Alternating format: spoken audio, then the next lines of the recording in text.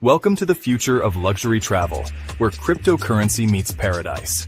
Introducing Bitcoin, then all-inclusive beach resort, nestled on the pristine shores of El Salvador. Every room is a gateway to adventure, complete with your personal 4x4 vehicle, scooter, and jet ski. Picture yourself cruising along scenic coastal roads, feeling the thrill of freedom. Glide across crystal-clear waters on your private jet ski, embracing the rush of adrenaline. Return to your luxurious suite where comfort meets cutting-edge technology.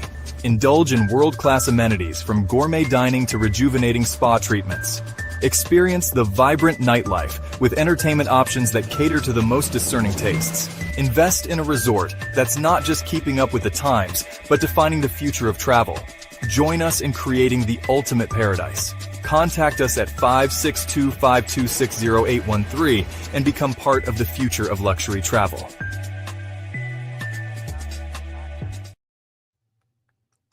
And we are live. Good morning, everybody. It's your favorite ex-truck driver in the whole wide world. And the most censored man in cryptos. I don't know if I'm censored or shadow banned. I never figured it out. Oh, well, after 8 years, you just tend to roll with the flow. Welcome to the show, everyone. Now, my good friend, Mr. Dennis Porter, will be joining us shortly. He's suspecting he's recovering from the Michael Saylor event that he attended. And he was very popular amongst everyone there. My friends, like the headline says, welcome to day 2 of year 1. Now, that has the best looking and man of the hour is in. Hang on 1 second. Dennis, what do you say, brother? How's it going, man? Great to see you. Glad to be here, and thank you so much for bringing me on the show. Oh, brother, you are always welcome here. You know that. Well, I'm just getting freshly back from the New Year's party in Miami, so I'm a little jet lagged, but we should have a great show. Brother, from what I heard, you basically got mugged. It was a great experience. And over and over again. I had friends who had seen you on the show when you were here like a few weeks ago or something. And they're like, dude, why didn't you tell us about Dennis? And I'm like, dude, if you don't know Dennis, are you really paying attention to cryptos? We do. We have a lot of fun with it. We're having a great time in this space. And I'm honored to be back on the show. You know, I'm a big fan. Oh, and I have been a big fan of yours for many years, my friend. And in fact, this is you. Oh yeah, is that my character? Is that me? My graphic? Yes, and you can't really tell, but you're dressed up like Superman.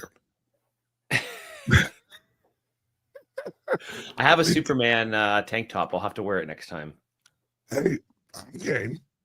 It's the reason I dressed you up like Superman is you're always flying. Yeah, that is true. I have one of the highest like status levels on my airline. That's how much I fly. So I'm certainly on a plane quite a bit. Absolutely. Hey, I know you are a very busy man. Give us a lowdown of the vibe, the feeling of the $100,000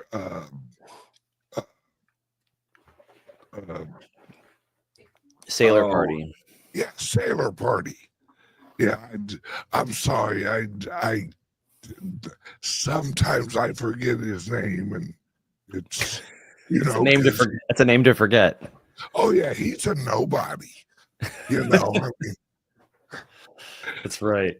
Well, listen, I had a great time. I thought it was really well put together, and there was a lot of incredible people there who are just such big people in the space and have spent so much time and energy trying to drive Bitcoin forward. And that's the greatest thing about this space. And sorry if my voice gives out a little bit. The music was loud, so they make you yell at each other. But there's a lot of people there. You think I'm gonna bitch about your voice? That's right. Yeah. You have the best voice. What are you talking about? You have the perfect voice. Everybody knows. That's what all my friends say. Once you hear it, you'll never forget it. So, what at the party though was just like a lot of these people that were invited. I felt like it was a lot of people who just put a lot of time into Bitcoin, and it really made me realize just like how far we've come as an industry.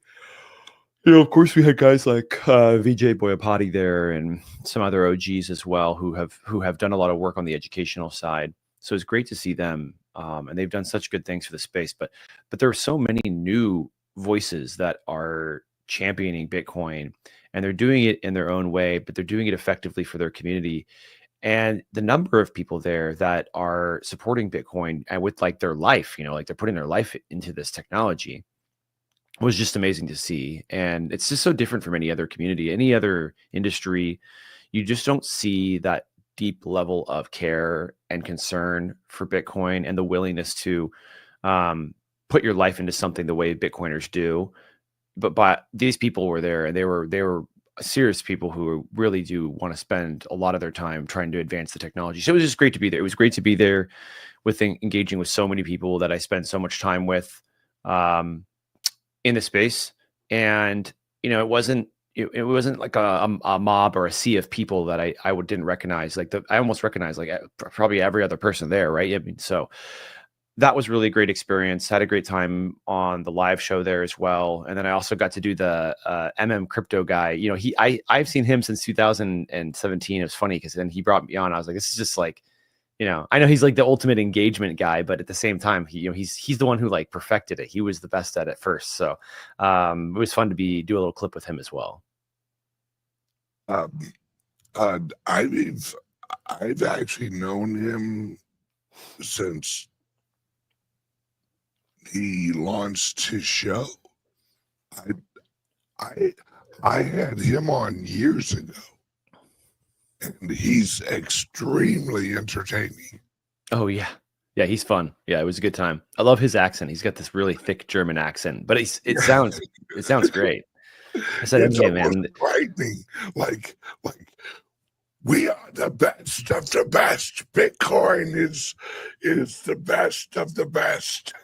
Yeah. I mean, I told him, I said, everybody loves a good European accent, so you're lucky. Americans love a good European accent. So yeah, we had a good time. I mean, everybody was there, like everyone that you could think of was there. I know there were some people probably missing too. And, you'd love to see even more people get invited, because I think that there's a lot of people that do put a lot of time and energy into Bitcoin that weren't able to make it, but certainly it was a very exciting time. Yeah. My wife and I have a yearly thing that we do on, New Year's Eve. And so that's where I was. And yep. Like I told you last night, I bet I had more fun than you did.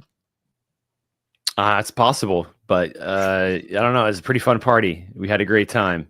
Oh, it got that fun? Maybe not. Maybe not then, Ben. Maybe not. Now I'm questioning it. Maybe not as fun as you then. That's all right. I videotaped it. I'll send you an MP4. Is it something I want to be able to watch? Am I going to be okay to be in politics after I'm done watching it? No, you won't want to watch it. You'll want it for blackmail material. That's right. That's what I was going to say. You're in Washington now. Get with the groove. I got to get blackmail on people now. That's what I need to start doing. That's right. That's what Washington does. That's how you got to win. It's the only way to get ahead. Apparently so. So speaking of what Washington, D.C., from what I've heard, brother, you are making waves everywhere. Yeah, we're really well positioned to be able to be very effective. You know, we've done quite a number of educational efforts in Washington, D.C., including having put together a group of volunteers to hand out Bitcoin books to every single member of Congress.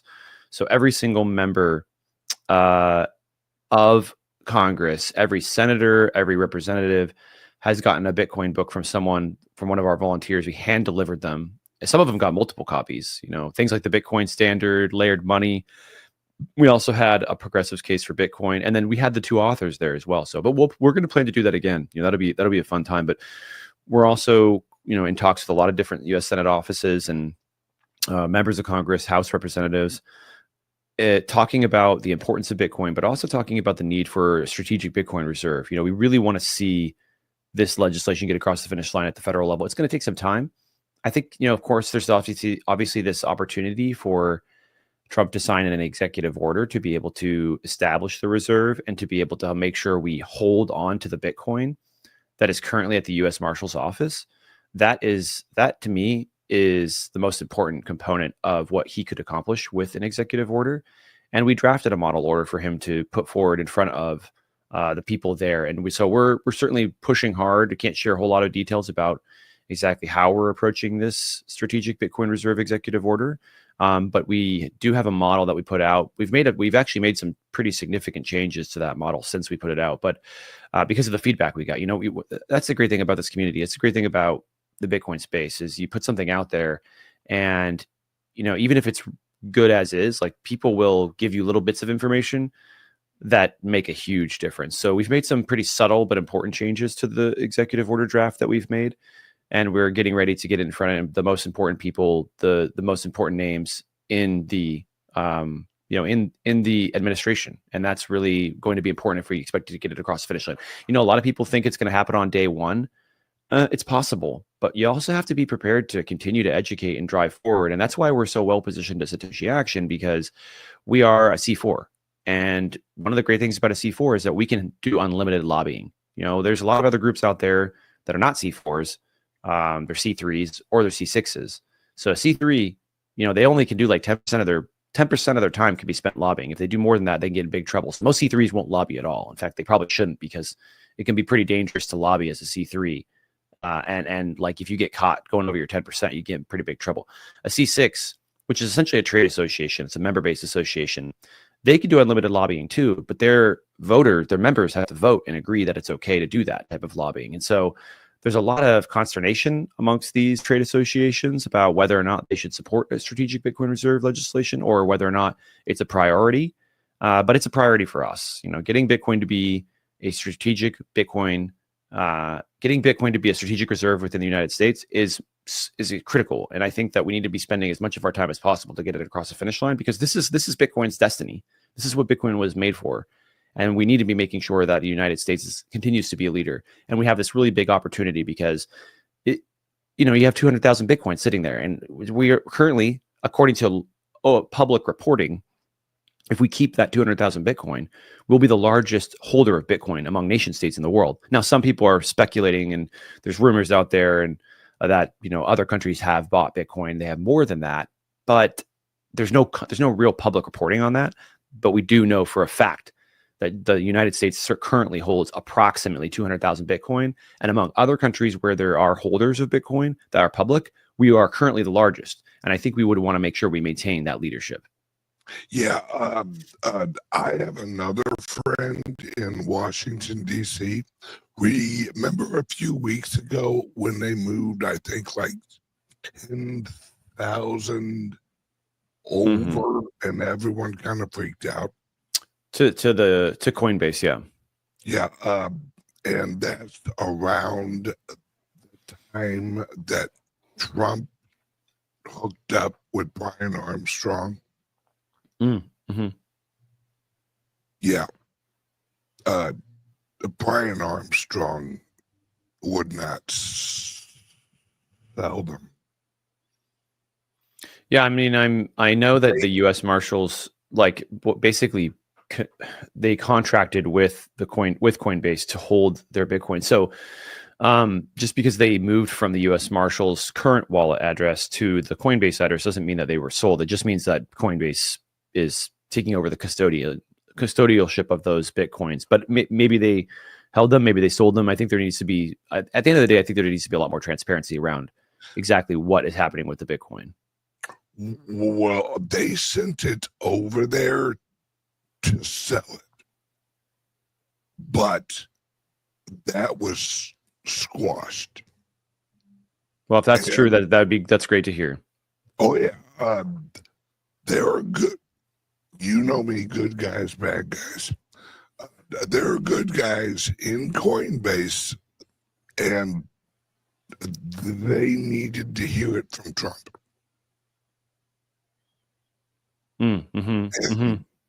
Trump was yay or nay. And yeah. Trump said nay. Don't sell. Yeah. I'm glad to hear that. So, well, if you have your friend, you tell your friend to reach out to us. We'd love to chat with them. But ultimately, at the end of the day, you already know him. Oh, that's good. Yeah. But you have to tell me after the show. I'm not allowed to tell people who I talk to.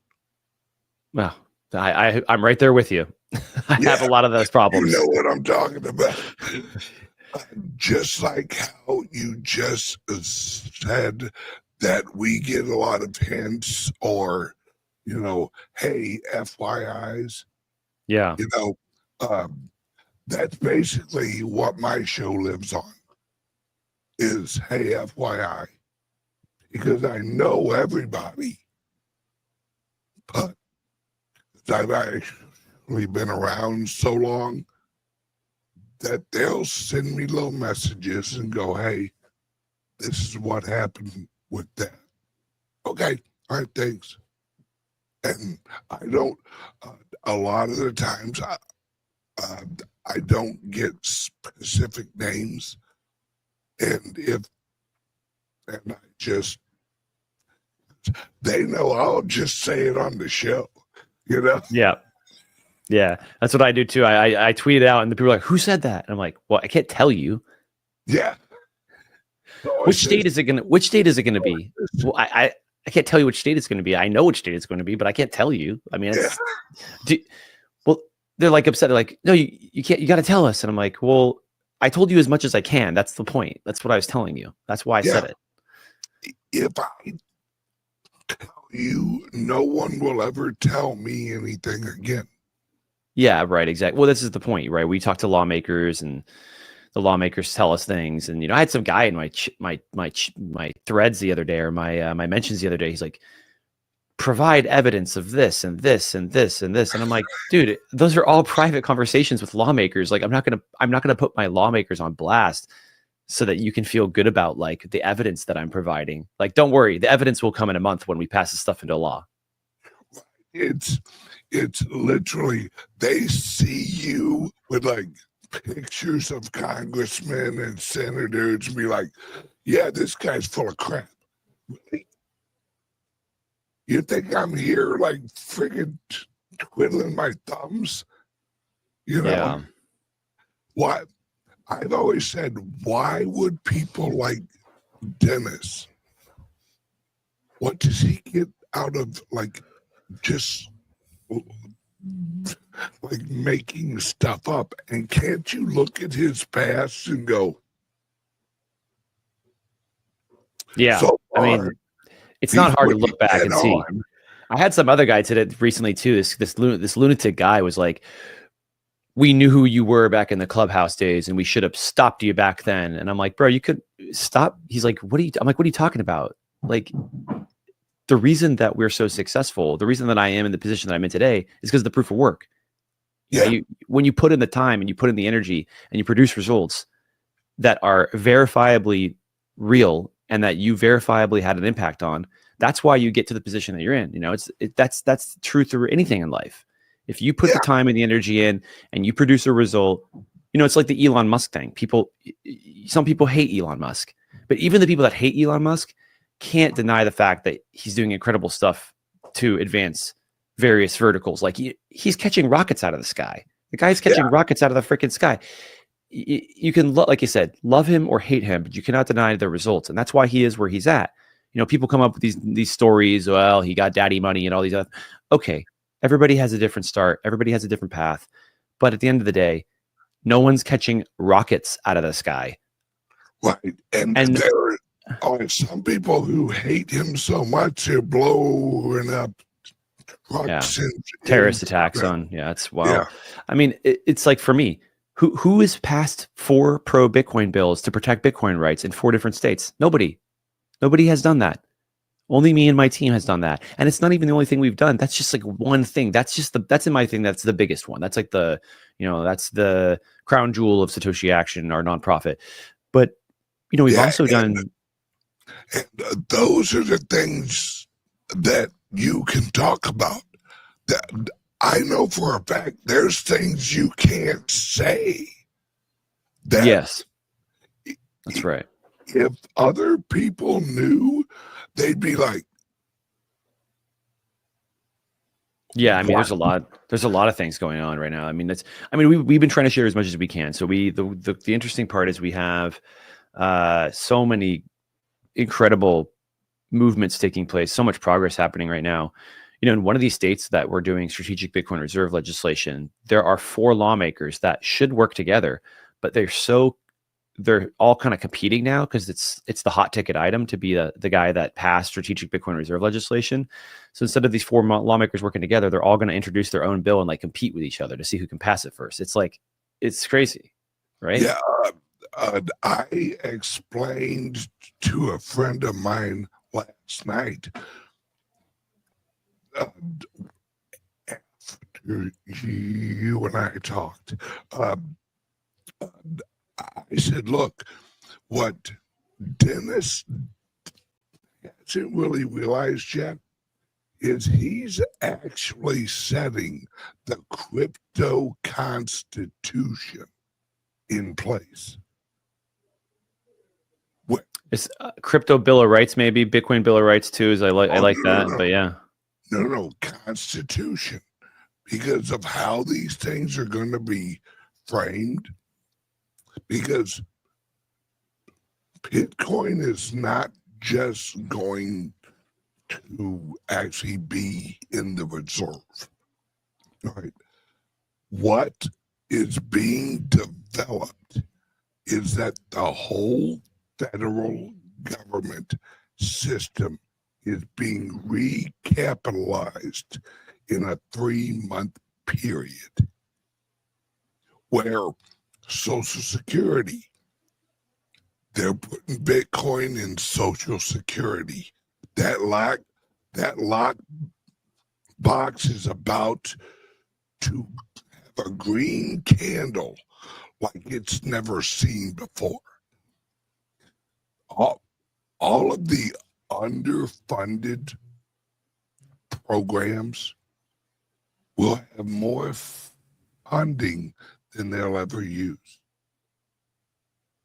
We're going to go from a negative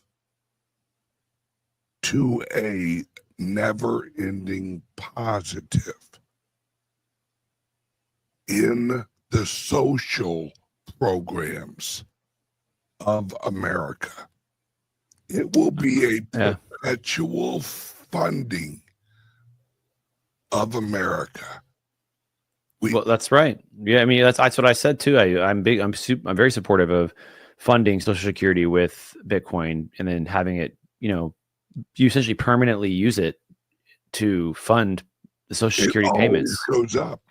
Let's just say the federal government is about to Michael Saylor the shit out of this thing. We'll see. It's coming. I love you, Dennis. I love you. Love you too, Ben. And you, brother, if I could put you in a timeline with the founding fathers, I'd put you at Hamilton. Oh yeah, what's the Hamilton comparison for? He basically wrote most of the legislation for the original weights and measurements of the American government at the founding of America. He's who chose silver over gold, because at the time gold was it really still is. Gold is the elite money. Silver was the people's money. So whenever I hear people say, oh, Bitcoin is the gold, the gold standard, I laugh and go, actually, it's the silver. If you look historically, because the last revolution, they used silver. This revolution, they're using Bitcoin. And if you look back in history, if you look at from 1779 until about 1801, that's what the next few years are going to look like. It's going to be such a revolutionary shift in the whole world. See, that's why England had to create they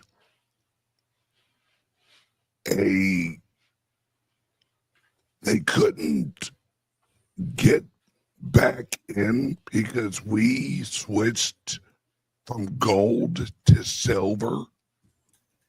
So, and we changed our weights and measurements where we had inches, we had feet, we had everything completely measured so different that they couldn't overlay their globalist weights and measurements systems on top of America, so they couldn't infiltrate it.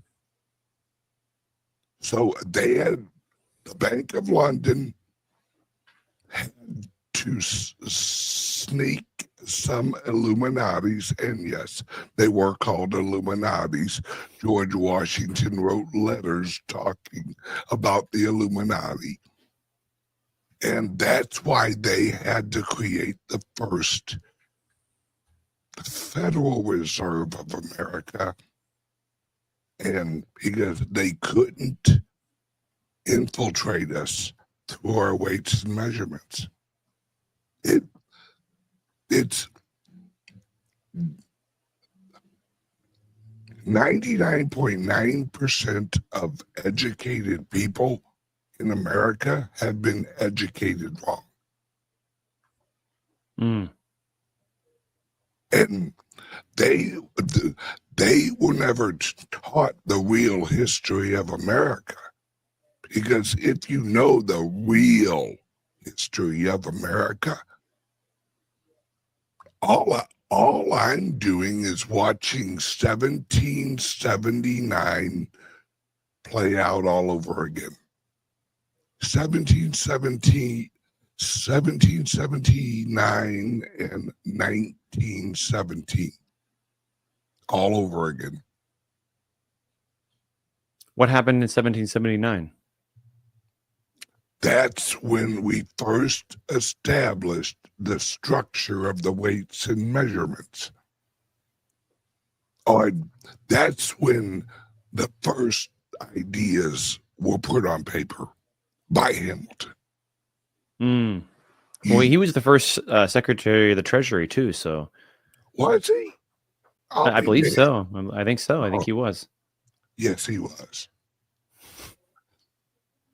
Brother, if it was up to me, you would be the next in Treasury. That's very kind of you. I'm a little ways off from being Secretary of the Treasury, but certainly, if called upon, would love to be able to participate in serving the country. I've mentioned that before. I would be more than happy to serve the country, serve my community, serve my people by running for office or being in office. But right now, I'm best positioned to be able to help by being a Satoshi Action to support Bitcoin, to push Bitcoin forward, and to make sure that the United States is the best place in the world for Bitcoin and for Bitcoin mining too. Of course, as you know, it's such an important area where we have so much opportunity to be able to balance the grid, to advance energy, to build out energy, to monetize wasted energy, to clean up methane, to be able to create rural jobs. No technology like it. I mean, the grid balancing components of Bitcoin mining are just far, far, far beyond what any other technology can accomplish. And we're very excited to be able to be pushing the ability for mining to participate in the grid here in the US because, we just need it desperately. The grids are becoming more and more fragile, and we need to find ways to improve it. And in Texas, they've done such a great job. One time there was a big winter storm that came down, and it really, really, really, really. Oh, I was in Texas then. Yeah, I mean, it hurt. It was bad. I mean, it was. There was a couple of them, but yeah, there's a couple of them. There was the Uri one, which killed people. There's 700 people that died. And the next one was Elliott, but the miners were there, and miners wound down and delivered their energy back to the grid, and they made roughly 1,700 megawatts of power available to the grid at the time, which is enough power to heat 1.7 million small homes or energize 320 large hospitals. So it's a lot of power, and we could be doing that all over the world and all over the United States, where we have Bitcoin miners ready to be the first line of defense against these types of natural disasters or any other type of natural disaster or cybercrime, where we can have the miners be able to deliver the energy back to the grid in moments in desperate need. And that's just not something anything else. There's no other technology that can do it the way Bitcoin mining can. There's only one person that I can actually talk about openly, because I can actually. He's such a public figure that it doesn't matter. Trump is going to change every oil company into the largest Bitcoin mining operations in the world. There's a lot of people that certainly think that's going to go that direction. Definitely. Oh yeah. And it's that's what I keep on trying to tell the viewers of the show is if you understand how Trump is doing this, it's why he said, I want every single Bitcoin produced made in America. People heard him say that, but they don't speak Trump. Trump tells you something in a joke or a hyperbole. While you think you're listening to a hyperbole, you're actually listening to Trump tell you what he's going to do. It's why Trump calls Bitcoin the new oil. That has several facets to it. Number one, in 1973, well, actually 1977, we transitioned onto the petrodollar. Well, we're transitioning onto the Bitcoin dollar. Mm-hmm. That's where we're at right now. It's just Trump's going to put this thing in fast forward because it's all digital. He literally can make things happen in hours. Yeah. Where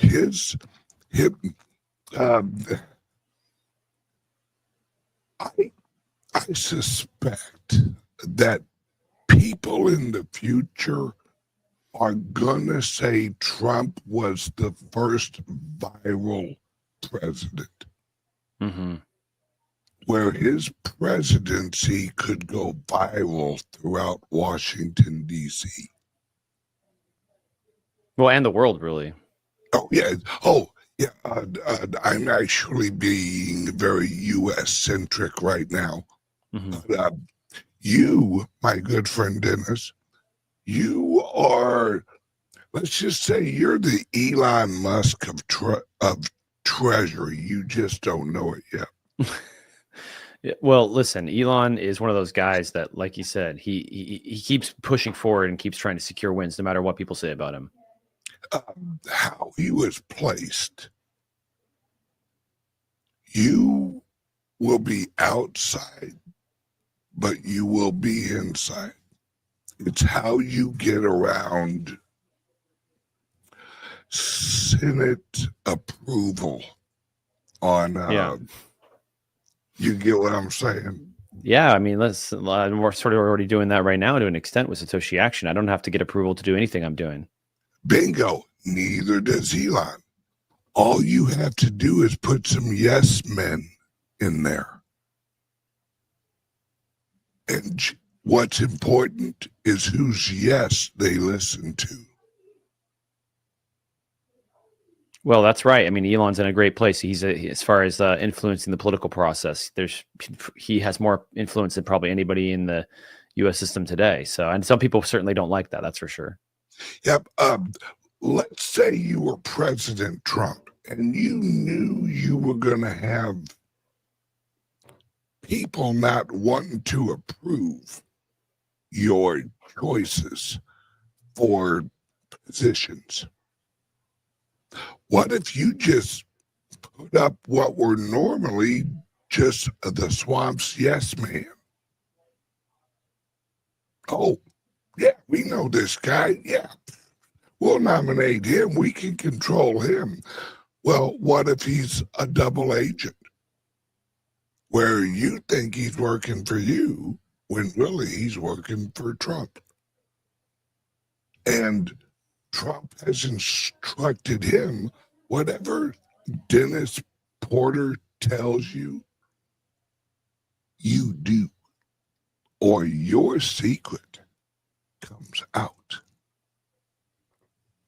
I mean, I think that's what sort of what's happening in a way too, is that Elon kind of can act as cover as well, because he can say whatever he wants to say, and then Trump's able to make decisions based off of how, people interact with Elon. But Elon isn't elected; he doesn't get in trouble for the things that he says.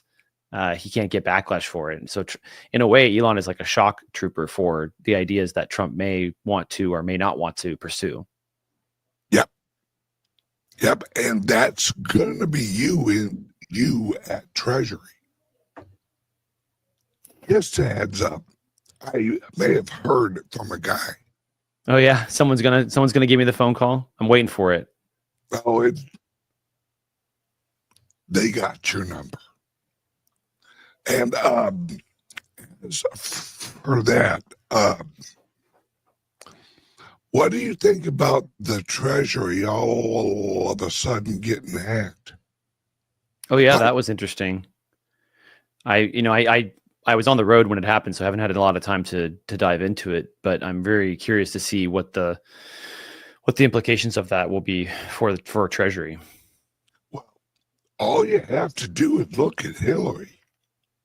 I mean, she just that server was just sitting there, and suddenly it got hacked, and all that information went away. She'd have it if it wasn't for China. Yeah, there was some pretty interesting things around that time, that's for sure, especially when she was running for office. Yes. If you had a bunch of information and emails that you needed to disappear, how would you phrase it? We got hacked by China. We lost a lot of data. Oh, really? You mean like 20 days before Trump comes into office and maybe 3 days before the House of Representatives show up. Oh, that's almost perfect timing. Yeah, there's certainly some strange things happening right now. Yeah, and it's there's a lot going on behind the scenes.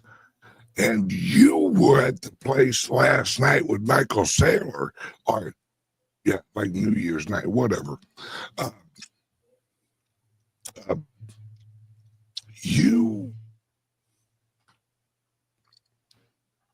I don't know what you can say.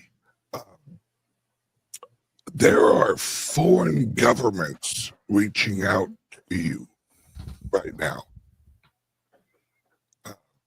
Or maybe it's in the process of actually being reached out and haven't reached out today yet.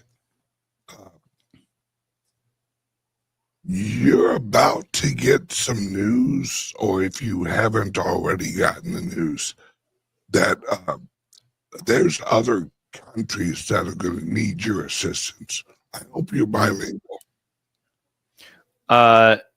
Yo hablo poquito español, pero muy poquito, porque yo fui a Juárez, México, por 3 años con mi familia. Entonces yo hablo español, pero es muy, no hay muchas palabras que yo puedo hablar.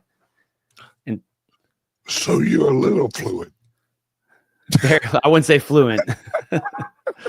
But certainly I lived in Mexico for 3 years, so I've got a little bit of a tie-in to Latin America.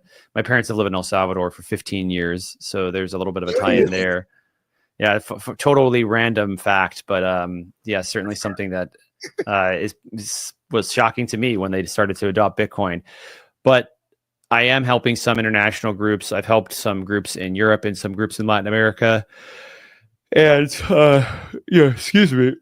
There's going to be many more though as well. We're going to be turning internally because there's a lot of policy processes that are going to start kicking off here in the United States. So I have to be a part of those. But absolutely, I'm ready to move when the time is ready. The time is right for the international work, and we do see some groups already making great progress. In fact, we should have some pretty good information to share tomorrow about some progress we've made in a country in Latin America. So I'm excited about that. Do not respond. Is it Brazil? No. Okay. Well, I'll tell you what. I want to take you to El Salvador because I have my resorts opening there in March. Great. If you want to come down for a week or so and just hang out at the resorts. And I'd like to introduce you to some government officials. One of them has great coffee. Okay, great. I've heard that. Yeah, they do have very good coffee down there. Oh, I come from a family of coffee lovers, so works out great for us. I live on coffee. I was about to get my coffee, but I didn't get up in time to get my coffee, so I'll be getting it right after we're done with this call. All right, well, you should get it in about 3 hours. No, I'm just joking. I'm not going to keep you on there for 3 hours. You're like, yeah, I ain't got time for all that. But, I've actually kept you long enough, brother. What's the most important thing that my viewers should hear from you? Well, for us, it's so important that we continue to make progress for Bitcoin here in the United States. And if you're international, the best part is that when the US moves strongly a certain direction, the world tends to follow. And so we'll be fighting hard to continue to educate lawmakers and regulators and the general public on the benefits of Bitcoin and Bitcoin mining. We really got to have these people understand this technology. And then we're always going to be pushing for policy changes because we're not just educating. A lot of people, they do education. Education is great, but very few people are actually crafting the legislation that these lawmakers are passing into law. And we've done that in 4 states, and we're going to do it in more. We've got 12 states, at least maybe 13 states that'll introduce strategic Bitcoin reserve legislation, which means they're going to start buying Bitcoin. They're going to start holding Bitcoin. And that's going to make a huge difference for our efforts to also get things done at the federal level as well, where they start to watch the other states. So we got to get these things across the finish line.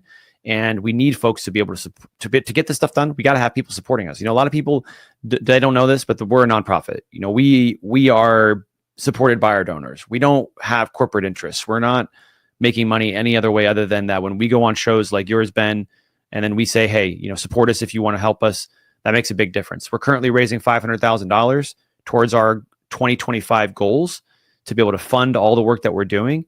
And we've been able to raise $250,000 in the first 19 days of that fundraising. Now, we had to cut it off going into Christmas and the New Year's, so we're getting right back to it. You're the first one, right? But back in the New Year's, you're the first show I've been on, other than the stuff at the Sailor Party, of course, that's different. But we need people that are listeners of your show who care about Bitcoin and want to see Bitcoin adoption take place to financially support groups like Satoshi Action, because we're the ones that are going to actually deliver the results that will help them see that bright orange future that we all know is possible.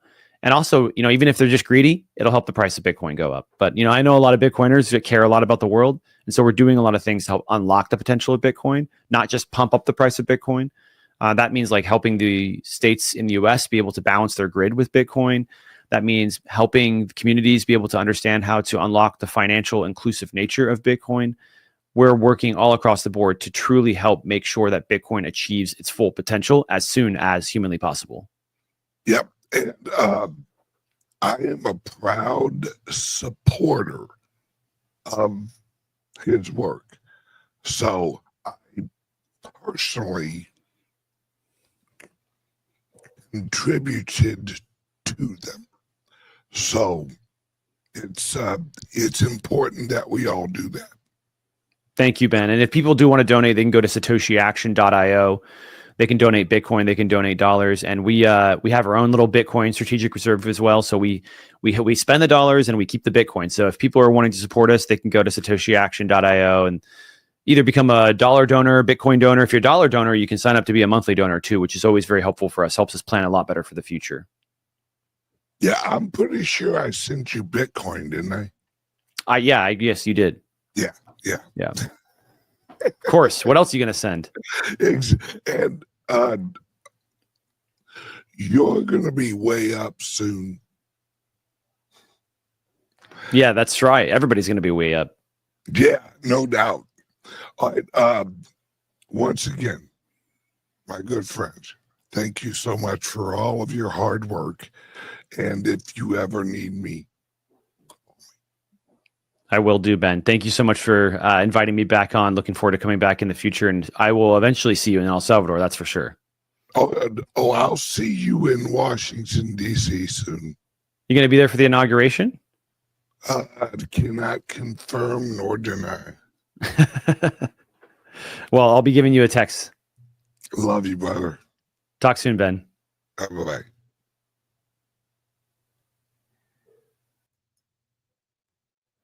Okay, guys and gals, that guy is a wealth of information.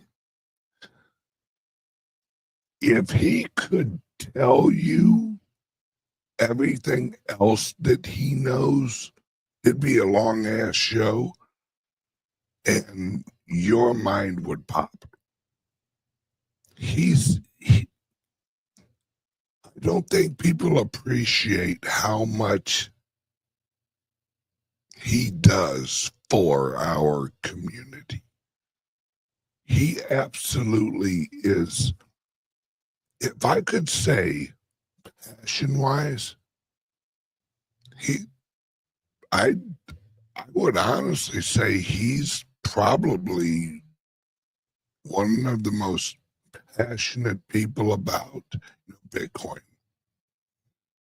And it shows in his work. It's all he does. And it isn't a job for him. Like, he doesn't clock in. He just never clocks out. He's always there. And that's why I called him Hamilton, right? Because Hamilton, if you know the true history of America, Hamilton worked himself to almost where he died of exhaustion that led to an illness that almost killed the guy because he was so focused on getting America free of the old system. He'd work 22 hours a day and just accidentally pass out for 2 of them. That's him. That's Mr. Porter, right? He's a workaholic, but he's not working. It literally is. It's him being led by God. And when he needs a shot, God sends him a little lightning bolt right to his ass, and he's right back at it. This is, have no fear, guys. Have no fear. This was set in place a long time ago. And that's why I wrote popcorn in anyone. Watch the show. Because the show, the revitalization of America will be televised, not the revolution. This is bigger than a revolution. This is the knowing of the result of the revolution. We're on the other side, folks. That's why the headline says, "Welcome to day 2 of year 1."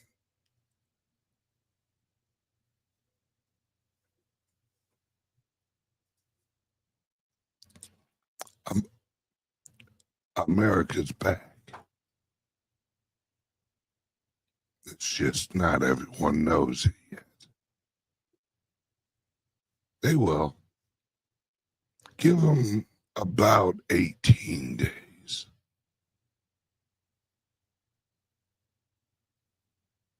And then the whole world's gonna know everything.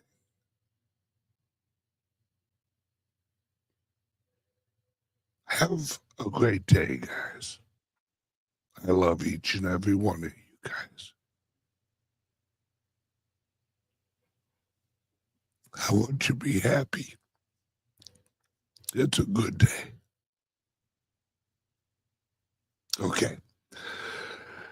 All right. Enough of my usual,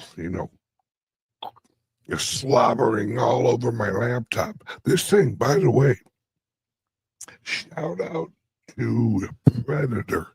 You make one hell of a waterproof laptop.